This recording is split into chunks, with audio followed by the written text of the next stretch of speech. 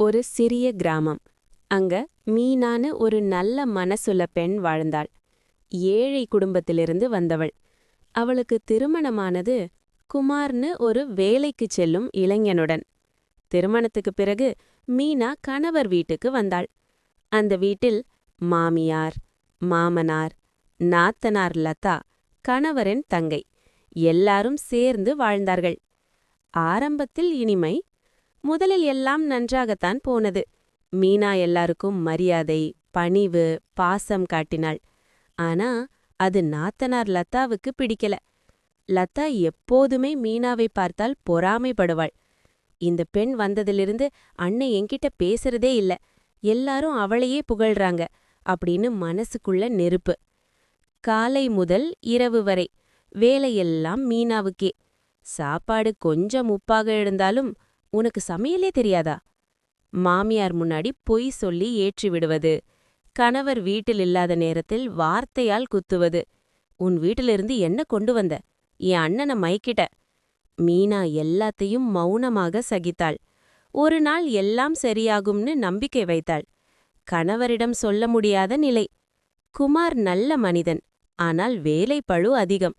மீனா சொன்னாலும் அவ என் தங்கைதான், சின்ன பிள்ளை அப்படின்னு சொல்லிவிட்டு விடுவார். இதனால் மீனாவுக்கு மனசு உடைந்தது. ஒரு நாள் நடந்த பெரிய சம்பவம்.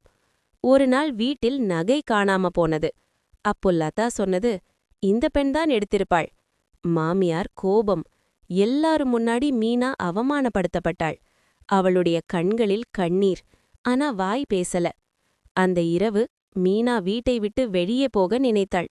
ஆனா அவள் நினைத்தாள், நான் போனால் உண்மை ஒரு நாளும் வெளிவராது. சில நாட்கள் கழிச்சு லதா தான் அந்த நகையை தோழிக்கு கொடுத்தது தெரிய வந்தது. மாமியாருக்கு உண்மை புரிந்தது. குமாருக்கும் எல்லாம் தெரிந்தது. லதா தலையை குனிந்து நின்றாள். அவள் கண்களில் பயம். அண்ணா, மன்னிச்சிடு. முடிவு மனதை நெகிழ வைக்கும் தருணம். மீனா கோபப்படல.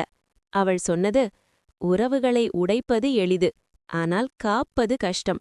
நான் சகித்தது வெறுப்புக்காக இல்ல, குடும்பம் காப்பதற்காக. லதாவுக்கு அப்போதுதான் புரிந்தது. அன்றிலிருந்து அவள் மாறினாள். மீனாவை அக்கா மாதிரி பார்த்தாள். கதை சொல்லும் பாடம்: பொறாமை குடும்பத்தை அழிக்கும், பொறுமை குடும்பத்தை காப்பாற்றும். பெண்கள் பெண்களுக்கே எதிரியா இருக்கக்கூடாது. கதை பிடிச்சிருந்தா மறக்காம ஜிகே நேச்சுரல் ஸ்டுடியோ சப்ஸ்கிரைப் பண்ணுங்க.